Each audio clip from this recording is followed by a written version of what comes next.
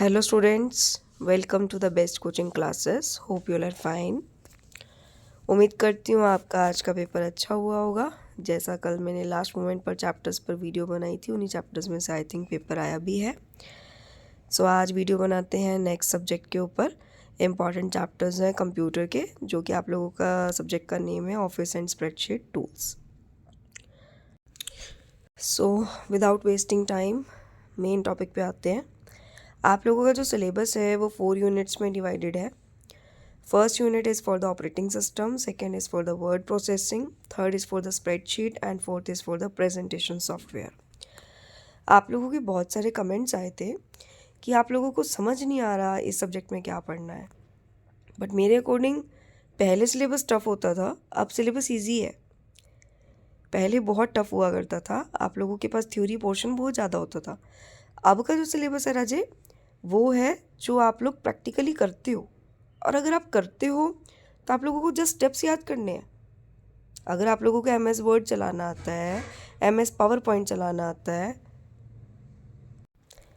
Excel चलाना आता है, तो आप लोगों को इसमें कोई प्रॉब्लम नहीं आनी चाहिए। बहुत इजी है ये, ज़्यादा टिपिकल नहीं है। आपको स्टेप्स आने चाहिए।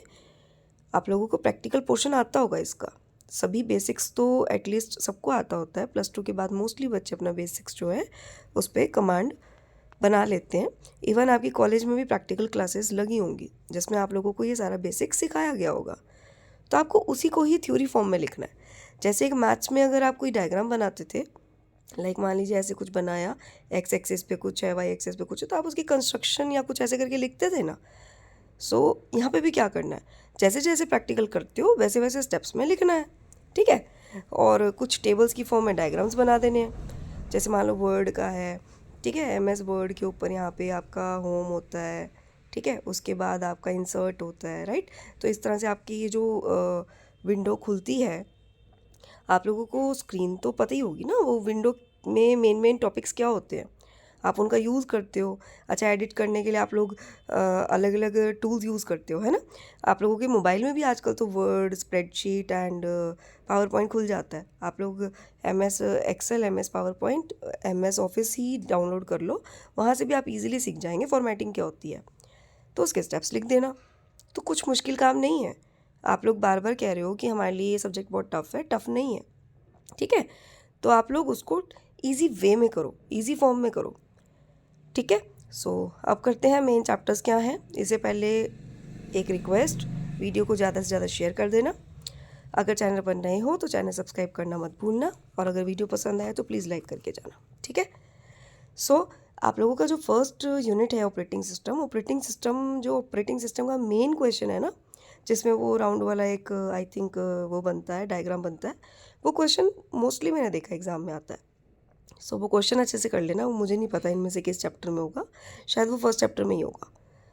मेरे अकॉर्डिंग आप इसमें से पहले 2 चैप्टर कर लो, आपका एक क्वेश्चन हो जाएगा, ठीक है। नेक्स्ट आपके पास है वर्ड प्रोसेसिंग।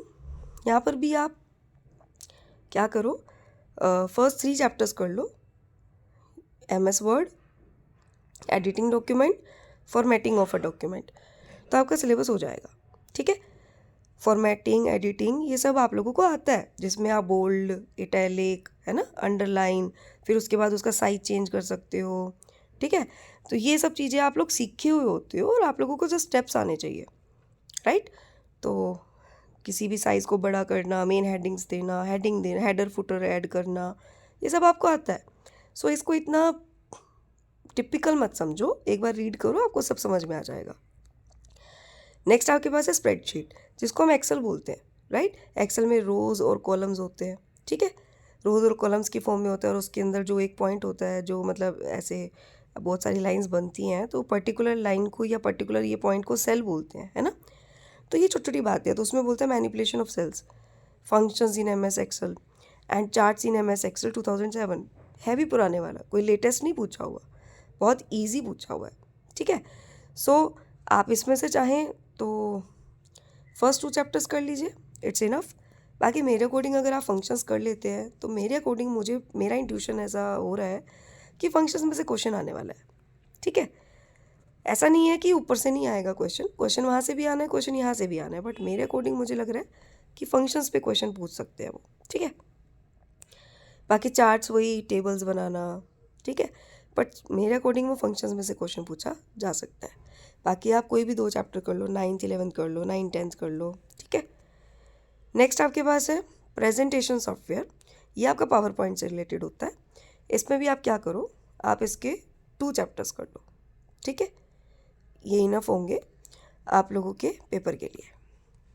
सो ओवरऑल आपको समझ में आ गया होगा कि क्या करना है। और बार बार कह रही हूँ, बर्डन लेके मत करो, आप जस्ट इसके स्टेप्स लर्न करो। मीनिंग पता होना चाहिए, स्टेप्स पता होने चाहिए, तो आप एडिटिंग भी कर लेंगे, आप फॉर्मेटिंग भी कर लेंगे, ठीक है। और इधर से भी सभी देखो, एक बार अगर आप किसी की एडिटिंग और फॉर्मेटिंग सीख लेते हैं तो आपको स्प्रेडशीट की भी आ जाएगी और प्रेजेंटेशन की भी आ जाएगी। तो मेन बातें जो दूसरे टॉपिक में डिफरेंट है, जस्ट आपको वही रिपीटेडली पढ़नी पड़ेंगी।